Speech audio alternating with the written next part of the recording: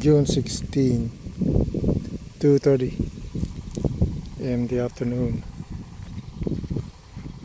So I'm here again looking at the rice field and how the rice are booting out. The challenges I have are making sure the rice are actually booting properly. Now I notice the ground are dried out. There's cracks. Doesn't mean it's dried. However, it shouldn't be this dry. So it's really stressful looking at these rice field. Hoping that the water management is done properly. My goodness. I'm placing a lot of hope into the yield. Really important that we have a nice harvest this second crop.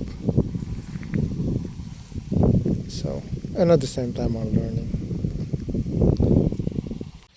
17th July, 6 o'clock or before 6. Now, why is this thing called Balbalkot? Well, Balkot is like a covering or wrapped. So the infestation wrap, first they eat away at the green, well, the green is the chlorophyll. They eat away at the leaves, the surface, take away the green. And then after they've done their business, they then wrap themselves around the leaves. And so wrapping, balkot, that's what it means. And they do this, and especially when they use the flag leaf. I mean, this thing, as you can see, it's pregnant and getting ready to boot out. So if you have a lot of these, then it would damage the ability for the rice to boot. Like, all it's left is desiccated dung. Let's see. So I don't know, like touching dung. So we spread the field with Mabenta, and hopefully we can it can manage the infestation. The infestation is if we leave the rice field untreated, then the leaf would be white all over the place. The problem here is, or the challenge is, it's really not a problem, is they take the flag leaf, and the flag leaf is critical, the ability for the panicle to boot and to be filled up. I mean, you can see my finger behind the leaf. I mean, that's how damaging this infestation is. And it turned out to be butterfly. They actually come out as butterfly. So Balbalkot leaf, if we leave it untreated, it would just be white tips or white leaves all over the place. So can't really leave it. Really need a good harvest. So And of course, there's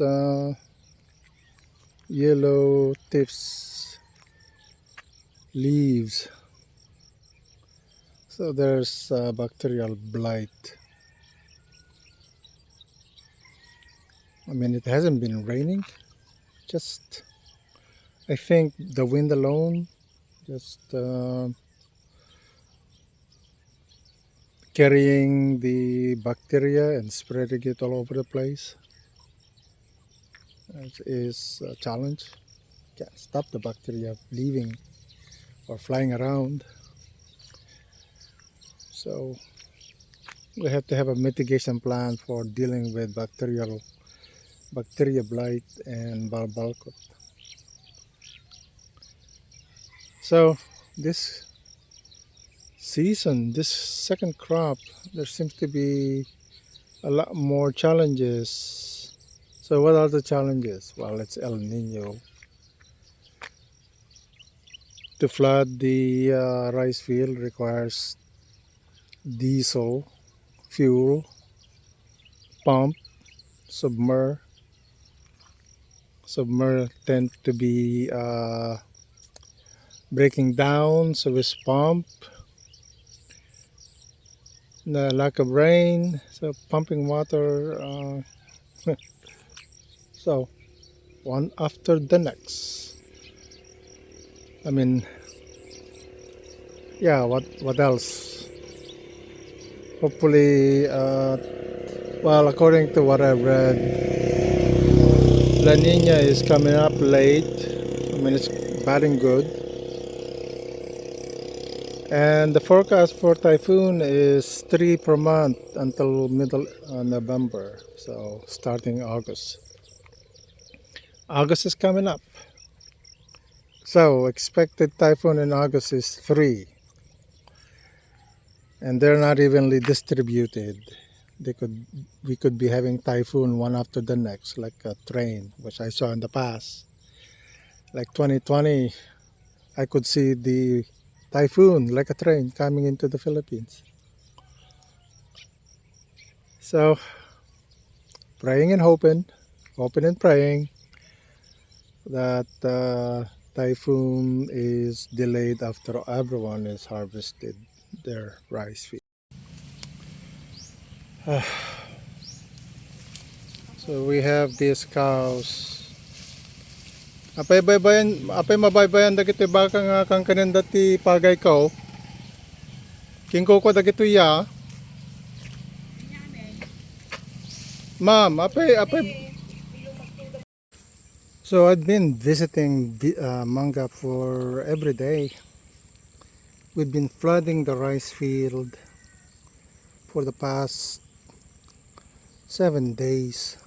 Once we got the submer working, we've been flooding the rice field quite a bit. So my conclusion here is even after the field is flooded and these are in the ripening stage, these will not completely boot it out. So it's too late. So lessons learned, or 8D, is according to the document I read or came to the conclusion, the rice plant should not be stressed out. That is to say that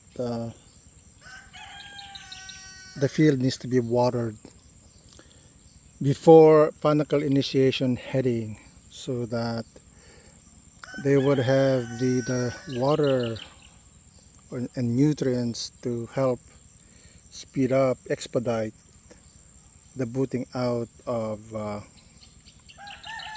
the panicle.